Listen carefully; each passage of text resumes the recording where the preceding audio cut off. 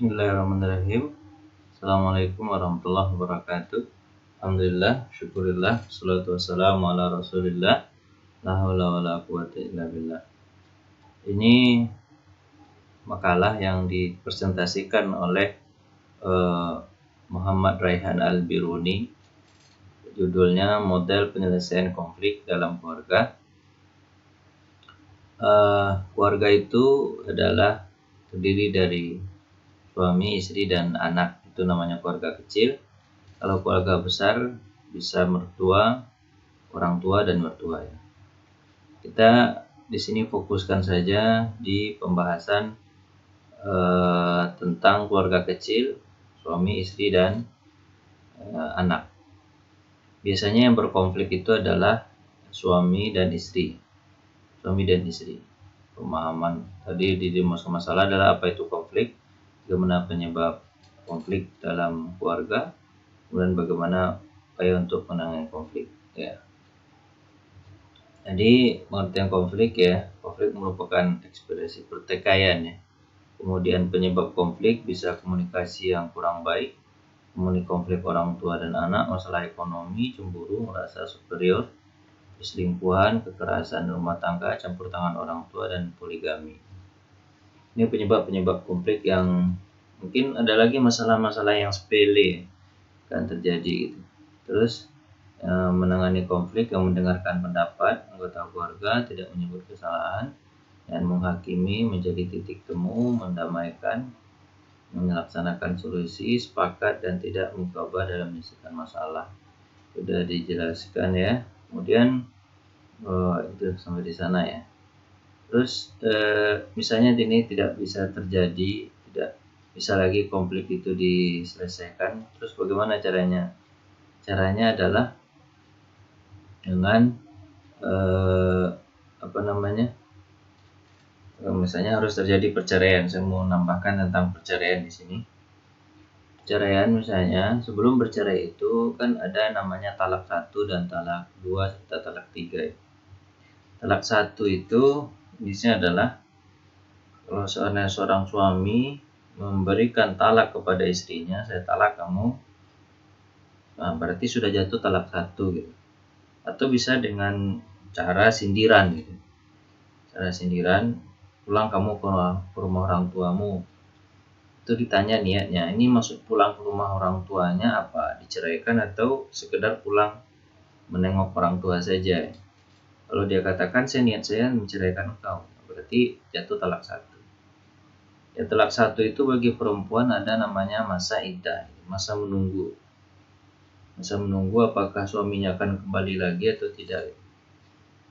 Perempuan itu menunggu selama 3 kali suci, 3 bulan. Tunggu 3 bulan. Dalam waktu 3 bulan tersebut, misalnya baru 2 bulan, suaminya minta rujuk kepadanya, pulang ke rumahnya, atau datang kepada istrinya, aku rujuk, berarti rujuk.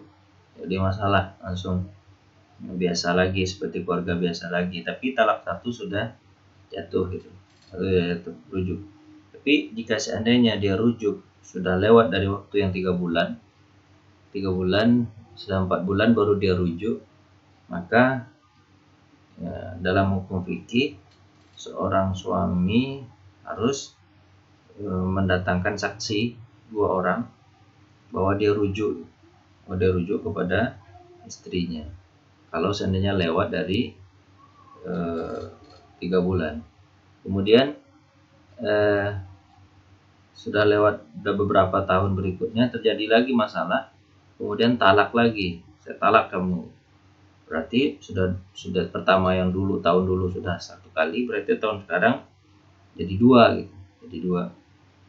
Sama masa menunggunya 3 bulan.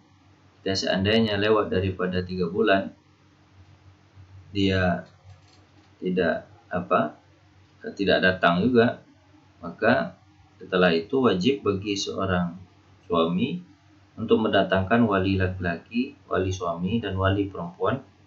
Kemudian dipersaksikan oleh saksi untuk rujuk kembali, dan walinya perempuan menikahkan lagi suaminya ini, menikahkan lagi. Karena itu sudah talak 2. Apa tujuannya harus ada wali laki-laki, wali perempuan, kemudian ada saksi, terus dinikahkan lagi? Tujuannya adalah mengingatkan agar tidak terjadi talak berikutnya. So, kalau talak berikutnya terjadi, talak ketiga, maka itu tidak bisa balik lagi, tidak bisa rujuk lagi seperti talak 1 atau talak 2. Kemudian lanjutkan cerita, seandainya terjadi lagi tahun depannya adalah masalah, kemudian terjadi talak lagi, berarti sudah talak 3. Kalau sudah talak 3, maka iddah perempuan tetap 3 bulan. Tapi setelah itu suaminya tidak bisa kembali lagi. Suaminya tidak bisa kembali lagi dan tidak bisa rujuk lagi. Jika suaminya kepengen rujuk lagi atau kembali kepada istrinya tersebut harus menikah dengan laki-laki lain. Dengan pernikahan yang sah. Dan pernikahan yang tidak dibuat-buat. Pernikahan yang sah, baru dia seorang sudah. Kalau tidak terjadi pula perceraian dengan suami yang kedua, baru suami yang pertama boleh kembali lagi kepada istrinya. Tujuannya apa? Agar tidak dipermainkan seorang istri tersebut. Maka begitulah model konflik dalam keluarga. Dan masalah konflik dengan anak itu, masalah dengan konflik dengan anak, biasanya ini kesalahannya bisa dari orang tua, bisa dari anak. Tapi berawal kesalahan itu mungkin dari orang tua. Karena orang tua tidak bisa mendidik anak dengan baik.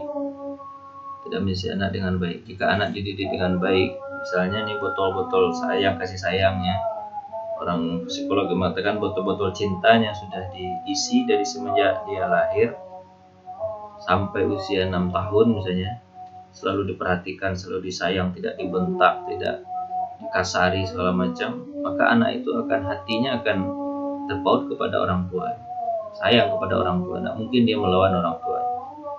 Tapi jika seandainya anak itu dikasari, dibentak, kemudian tidak diperhatikan selama usia emas itu 0 sampai 6 itu, maka anak tadi cenderung melawan ke orang tua atau mencari perhatian. Kalau bahasa halusnya mencari perhatian, tapi dengan cara-cara yang tidak bagus. Ini kesalahan awal sebenarnya dari orang tua.